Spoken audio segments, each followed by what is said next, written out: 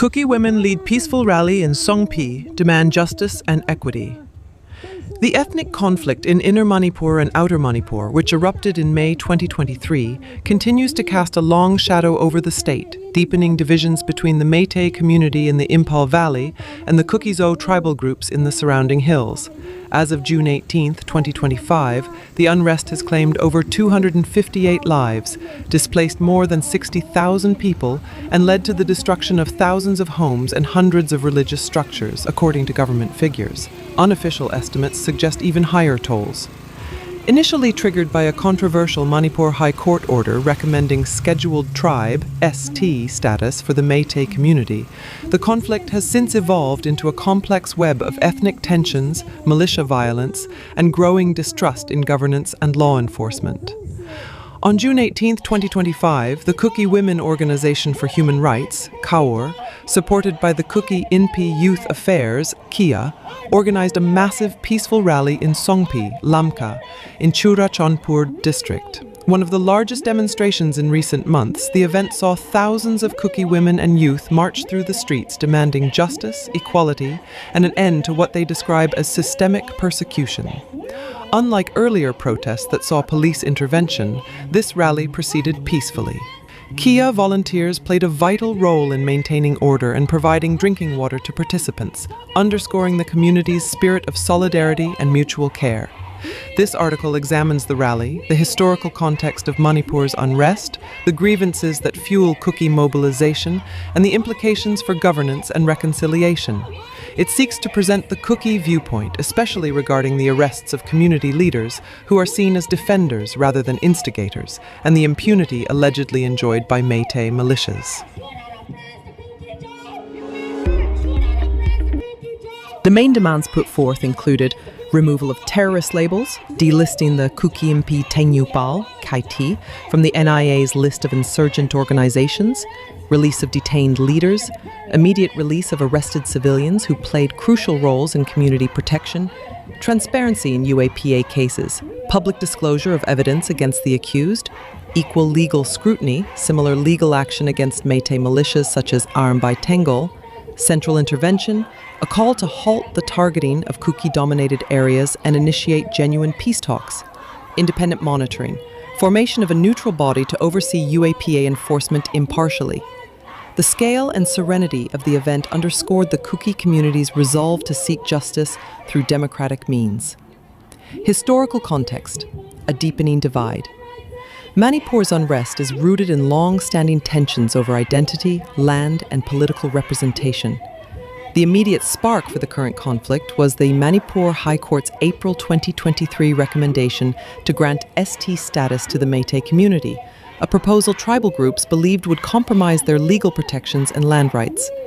This led to a tribal solidarity rally on May 3, 2023, organized by the All-Tribal Student Union Manipur, ATSUM. Counter-protests by Meitei organizations rapidly escalated into violent confrontations. In the first week alone, dozens were killed and thousands displaced. Meitei mobs in the valley and Kuki groups in the hills reportedly targeted each other's communities. The state government, under Chief Minister N. Biren Singh, was accused of stoking the flames through policies viewed as anti-Kuki, such as aggressive crackdowns on alleged poppy cultivation and cross-border migration. Accusations of state complicity intensified as reports emerged of Meitei groups looting armories and acquiring large stockpiles of weapons. Between May 2023 and November 2024, hundreds of Kuki villages were burned. According to Kuki civil society leaders, government forces were either absent or passive during these attacks. In response, local Kuki bodies organized self-defense groups and provided humanitarian relief, efforts now being criminalized by the NIA, say community members. These leaders, the community insists, ensured the very survival of Kuki populations. Systemic bias, NIA arrests and Meitei impunity. At the heart of Kuki anger is the perceived imbalance in the government's response to the crisis. Multiple Kuki leaders have been arrested under UAPA, accused of organizing an attack on security forces in January 2024. Yet many within the community argue these men were peacetime civilians who took up organizational roles only when state support collapsed. Conversely, Métis leaders of groups such as Arumbai Tengol have evaded arrest despite multiple allegations. Figures like Korongamba Kuman have been linked to violence, arms looting, and attacks on security forces. Yet, enforcement agencies have reportedly failed to act.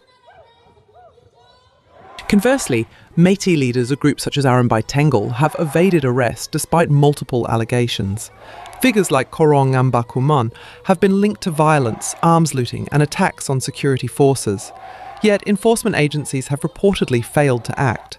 Further complicating matters is the role of the Mera Paibis, Métis women's vigilante groups, who have physically obstructed security operations. On several occasions, large groups of Mera Paibis blocked convoys and demanded the release of detained Métis militants, such as those from the band outfit KYKL. There are multiple instances where confrontations between these women and security forces have resulted in militants being freed without consequence. The ceasefire signed in November 2023 with the UNLF Pambi faction, a major Mehi insurgent group, has also drawn criticism. Despite the agreement, UNLF cadres have remained active, allegedly challenging Indian security forces openly and continuing operations in their strongholds. Kuki women's role, from protectors to protesters. In the absence of state protection, Kuki women have taken the lead as both caretakers and resistors. Organisations such as KWOHR and the Indigenous Tribal Leaders Forum, ITLF, have organised protests, torchlight marches and road blockades. Notable actions include More, early 2025, a peaceful vigil demanding the release of arrested leaders, met with tear gas and injuries. Tangjing Hills, April 2025, women established checkpoints to prevent unauthorised entries into sensitive Kuki territories. Kangpokpi, December 2024 to January 2025, a highway shutdown led by over 50 women ended in police retaliation. The Songpi rally builds on these actions, amplifying the narrative that arrested Kuki leaders were not militants but emergency responders in an ethnic crisis. Community voices assert that without their leadership, the outcome for Kuki populations might have been catastrophic. Métis protests and political protection. Meanwhile, Métis women under the Mera Paibi movement have mounted aggressive campaigns in support of their leaders. Since late 2024, torchlight protests and violent demonstrations have taken place in Impal to pressure authorities into releasing figures like Arumbai Tengol's leadership. Despite public unrest and alleged links to organised violence, many Métis leaders continue to operate freely, reportedly enjoying protection from political patrons. The recent arrest of Ashem Kanan Singh, a former police officer linked to these groups, sparked fresh protests, yet it has not led to a broader crackdown on Métis militants, reinforcing the perception of selective justice. References: 1. Wikipedia. 2. Kuki Inpi on X, formerly Twitter. 3. Sumkaun on X. 4. Chengchengpi on X. 5. Times of India. 6. Drishti IAS. 7. The Hindu. 8. Indian Express. 9. Wikipedia, Mera Paibi. 10. Wikipedia, Insurgency in Manipur. 11. International Crisis Group. 12. Son of Kipgun on X. Disclaimer. This article is published by Zalingam Media with the intent to amplify voices often unheard in mainstream narratives. All information presented herein is based on publicly available sources, eyewitness accounts, and verified reports from the ground.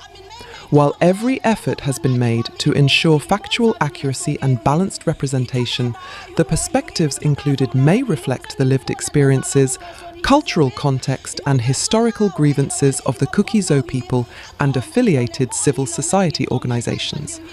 Zalingam Media does not endorse any form of violence or discrimination and advocates for peaceful resolution through dialogue, justice, and accountability. Viewers are encouraged to approach the ongoing Manipur crisis with empathy, critical thought, and a commitment to truth-seeking beyond politicised versions of events. Stay informed and support Indigenous journalism. Subscribe to Zalingam Media on YouTube and other platforms. Your voice, your story, our mission.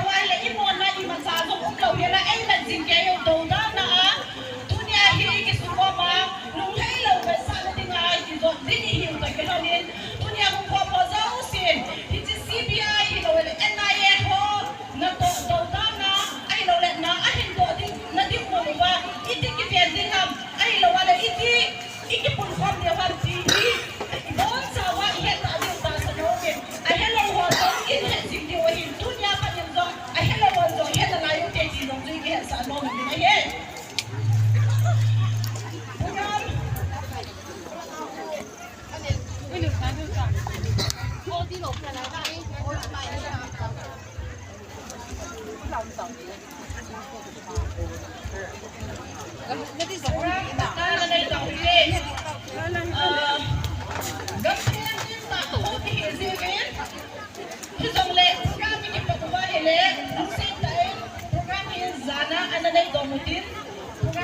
name the day, Bangda Hilaki Magahitan, Patna Saulai Mansing Ubin, Reverend Kamleto Amapat Kahipi.